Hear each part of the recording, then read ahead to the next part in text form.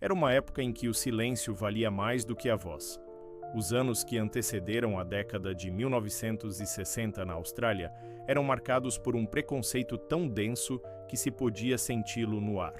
Eram tempos em que o olhar de um aborígene podia ser ignorado como se não existisse, e sua presença tratada como uma sombra sem direito a nome.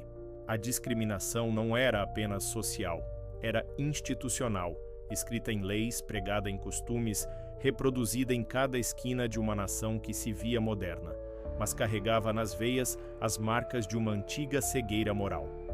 Naquele tempo, ser aborígene era viver em um país que não te via, não te ouvia e, o pior de tudo, não te contava.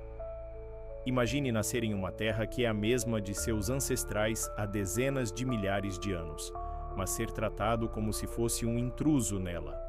Essa era a realidade de milhares de homens, mulheres e crianças das nações originárias australianas.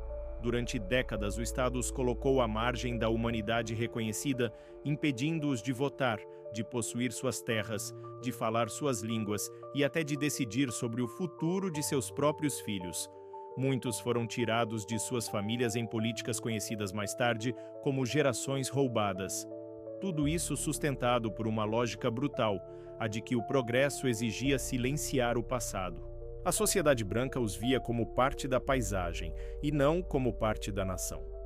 A expressão tratados como fauna não nasceu de uma lei literal, mas da forma como eram vistos, invisíveis, ignorados, reduzidos a uma nota de rodapé no livro da história australiana.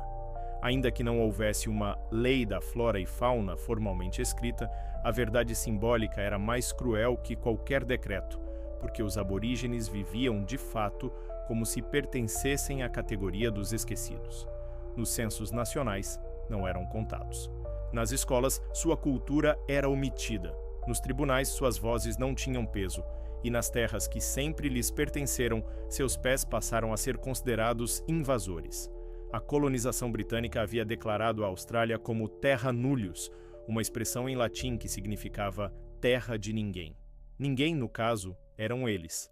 O tempo avançou e com ele cresceu também a consciência de que havia algo profundamente errado. O mundo pós-Segunda Guerra falava sobre direitos humanos, sobre igualdade, sobre liberdade. Mas na Austrália, os povos originários continuavam fora do mapa da cidadania. Até que, em 1967, uma onda de indignação e esperança começou a ganhar força. O país inteiro seria chamado a decidir se, afinal, os aborígenes deveriam ser reconhecidos como parte da população, se seriam, enfim, contados. No dia 27 de maio de 1967, o referendo histórico aconteceu. Mais de 90% dos australianos votaram sim. Foi uma vitória retumbante, não apenas política, mas moral. Pela primeira vez, a Constituição foi alterada para permitir que o governo federal criasse leis específicas para os povos aborígenes e para incluí-los nas estatísticas nacionais. Parecia o começo de uma nova era, mas a realidade, como sempre, não muda da noite para o dia. O referendo não devolveu terras, não restituiu línguas, não apagou o trauma das gerações roubadas. O que ele fez foi acender uma chama, um lembrete de que, se a voz da injustiça pôde ser sustentada por tanto tempo, a da verdade poderia resistir ainda mais.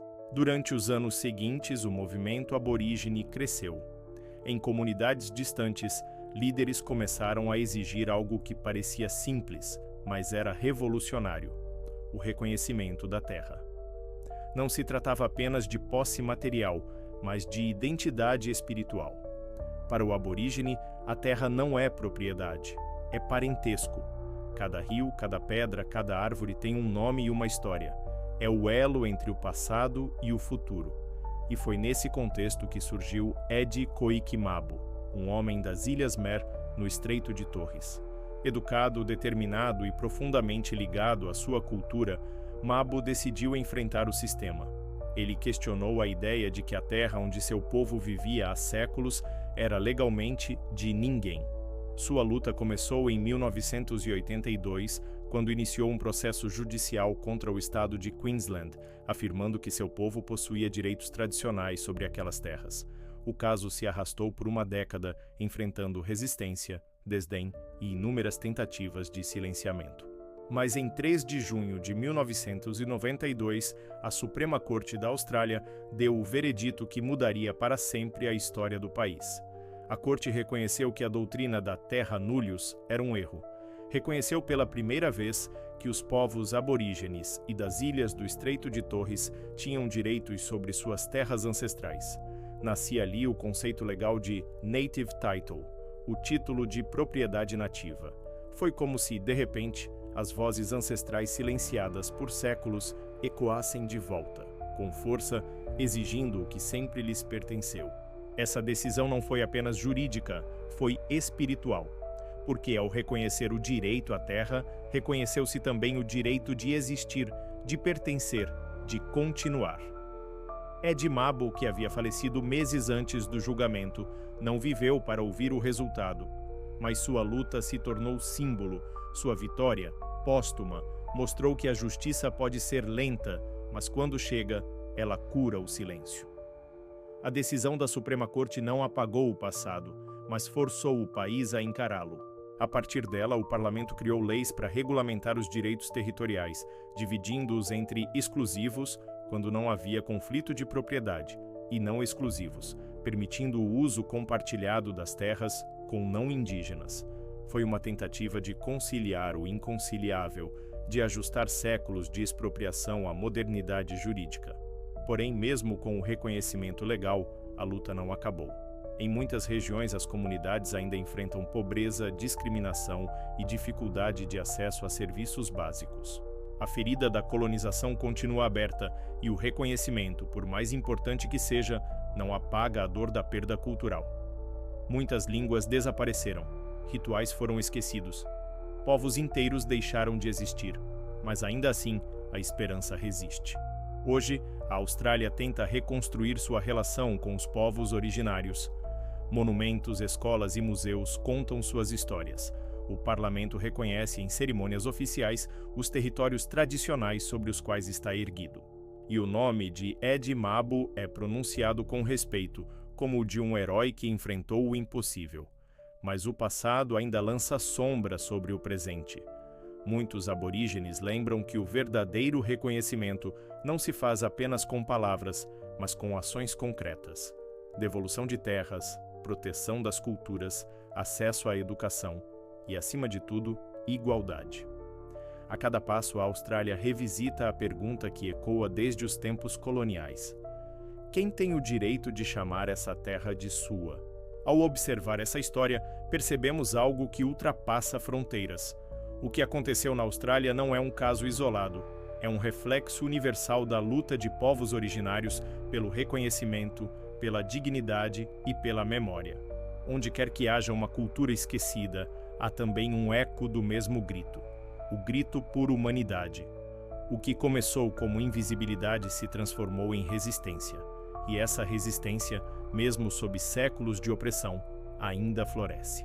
O passado pode ter sido construído sobre o preconceito e o silêncio, mas o futuro ainda pode ser erguido sobre a verdade e o respeito.